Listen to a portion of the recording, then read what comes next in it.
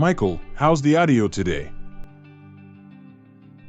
Today, I'm using the Luxman integrated amplifier, the L-505Z. So, it's an amplifier comparison this time. I've compared Luxman's L-505Z with Accuphase E-380. By the way, John, are you familiar with Accuphase and Luxman? I know they're high-end audio manufacturers, that's about it. They're both well-established audio manufacturers. If you're into audio, you'd probably want to try them at least once. I bought the Luxman L-505Z when it was released in Japan in December 2023. Since the L-505Z is an entry-level model, its counterpart from Accuphase would be the E-280. However, I own the next model up, the E-380, so I compared it with that. What were your setups? I'm using Amazon Music HD for audio sources, a Denon DNP 2000NE network player, and B&W 705S3 speakers. Which one sounded better? It's subjective, but I personally preferred the Luxman. I expected there wouldn't be much difference in sound between the amplifiers, but there was quite a noticeable difference. I see. I suppose audiophiles would be curious about the differences between Accuphase and Luxman, too? Yes, curious. Well then, let me present some specs of the two models. When compared, the L-505Z has generally lower figures overall. The most notable difference is in the damping factor. What's the damping factor? The damping factor indicates an amplifier's ability to control the movement of the speaker. It's expressed as a numerical value based on the ratio of the amplifier's output impedance to the speaker's impedance. In simpler terms, it's the amplifier's output impedance divided by the speaker's impedance. A higher damping factor means the amplifier can better control the speaker, accurately managing its movement. An amplifier with a high damping factor can quickly absorb and control the speaker's motion, thus improving bass response and overall accuracy in sound reproduction. On the other hand, an amplifier with a low damping factor may struggle to adequately control the speaker, potentially resulting in diminished bass precision and speed. How high should the damping factor be?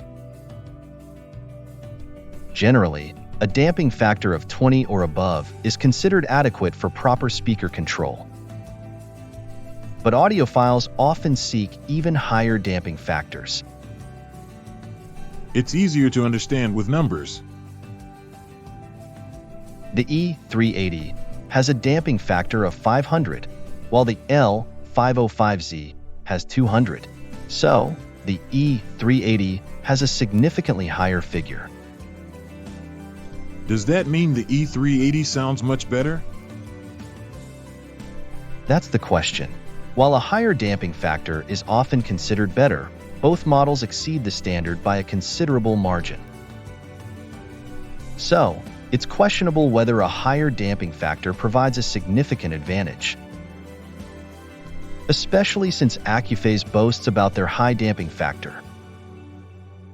Since I've been using Accuphase for a long time, I was hesitant to buy the Luxman with its lower damping factor.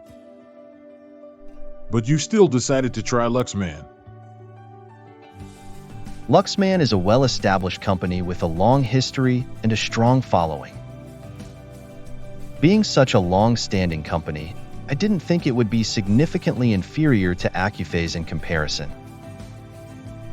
Plus, I've been using Accuphase E-370 and E-380 continuously. I wanted to try Luxman at least once. Just wishing wouldn't make it happen, so despite my concerns, I bought the Luxman L-505Z. Now, onto the appearance. It's not about which one looks better or worse, it's all about personal preference. Since I've been using Accuphase Gold Color for a long time, the brushed white of Luxman felt fresh to me. One thing that bothered me about the L-505Z was the meter illumination. Compared to Accuphase, it's too bright white. It's too dazzling for me, so I use it with the illumination turned off. Also, what bothered me was the volume control with the remote of the L-505Z. The E-380 adjusts the volume as soon as you touch it. But with the L-505Z, the volume adjustment with the remote is slow to respond. It seems especially weak at making minor volume adjustments. It's quite unsettling. Of course, there's no issue with the volume control on the unit itself. The L-505Z has a drawback in that remote volume control is awkward. On the other hand, what I liked about the remote was being able to power it on and off. Does that mean you can't power the E-380 on and off with the remote? That's right. When using the E-380, I didn't mind, but being able to power it on with the remote is quite convenient. As for the feel of the knobs on the front, both are somewhat lacking. The volume knob is impressive, but the tone adjustment knob feels cheap. The quality of the terminals on the back is about the same for both, pretty standard. One thing I liked was that the speaker terminals on the L-505Z are symmetrically placed on the edges of the unit. The E-380 has both terminals on the right side, so it's harder to connect when the speaker cables are short. I didn't notice this when I was only using Accuphase, but changing manufacturers made me realize it. The power cable on the L-505Z fits snugly into the unit connector. It feels specially designed and nice to use. The E-380 feels a bit loose when inserting the power cable into the unit connector.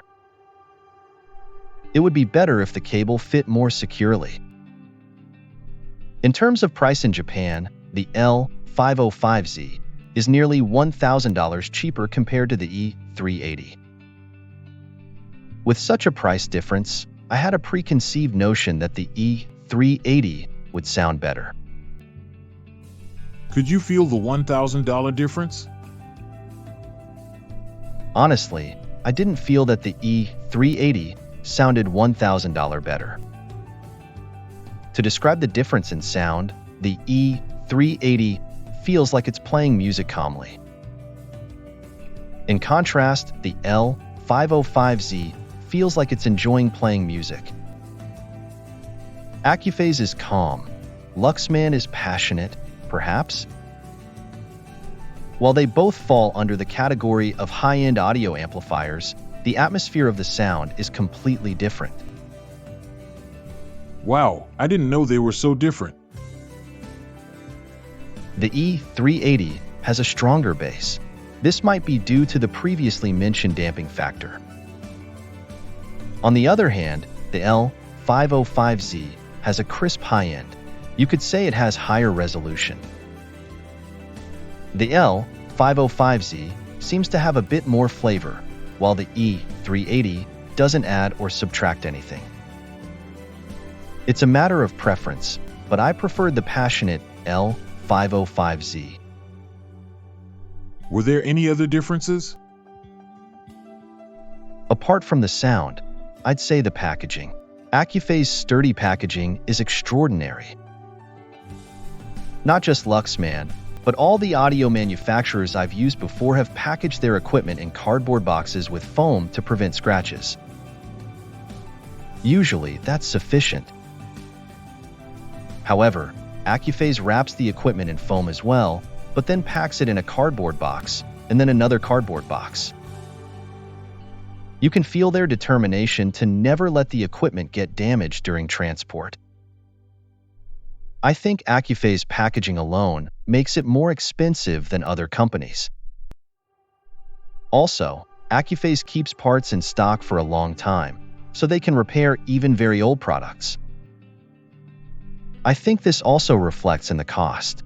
So, apart from sound quality, I think the price is higher due to other factors.